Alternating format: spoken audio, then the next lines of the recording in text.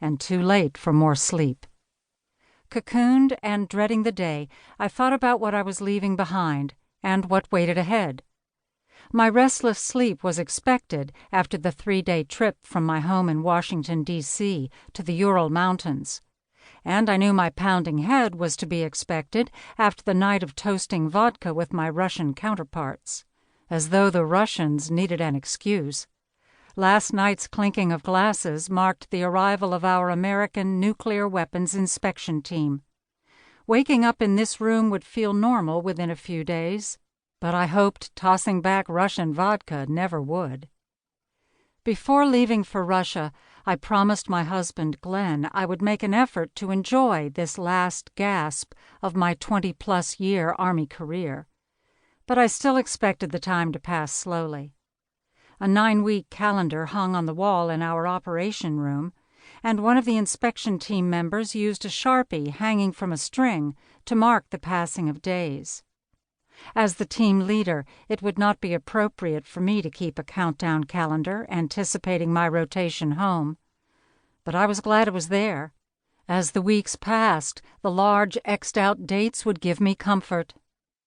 It was Friday night back home in D.C., and I would not bother calling Glen on the dedicated phone line provided by the American government for our safety and sanity. With nothing to keep Glen at home in our soulless, claustrophobic Alexandria condominium, he would be at anchor on our pre-retirement training sailboat in a snug cove on the Chesapeake Bay, working through a list of projects that would make the boat more attractive when we put her on the market. I sucked deeply at the frigid air, forced myself to stop dwelling on what I was missing, and shifted to the reality of my present situation. Outside, the rising sun overtook the security light's dim beams signaling it was time to get up. I unwound from the hefty layers of bedding, shut the heavy double-paned window, and walked into the bathroom in nothing but my socks. The clothes I wore yesterday were well-traveled, and I had been too woozy to find my PJs in the duffel bag last night. It was all the same to me, though.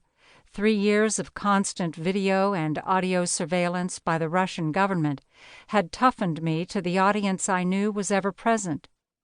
There was no hope of privacy here, and I no longer possessed any remnants of self-consciousness. My modesty had been forced out the window 3 years ago after a visiting American counter-surveillance team pointed out the locations of the hidden Russian cameras and listening devices. During that first rotation, I had clenched my fists and narrowed my eyes at a Russian counterpart who, with a knowing wink, commented on me being a real redhead. I flushed at the thought of that day, but I had toughened since then, and their feeble attempts to rile me with references to private conversations with my husband no longer fazed me. The Russians had, by this time, pieced together almost everything about my life, including our plans for sailing around the world when I retired. My life was a favorite subject for the curious Russians during our twice-daily perimeter and portal monitoring rounds when it was low risk enough to converse with them. This was a time when there was some semblance of socializing, unlike the quiet demanded during inspections of real or suspected nuclear weaponry. Those were intense, high-risk, high-consequence events when no one let their minds stray from the task at hand, not even to comforting thoughts of the future. Showered, I retrieved my extreme cold-weather gear from my duffel and robotically dressed for work.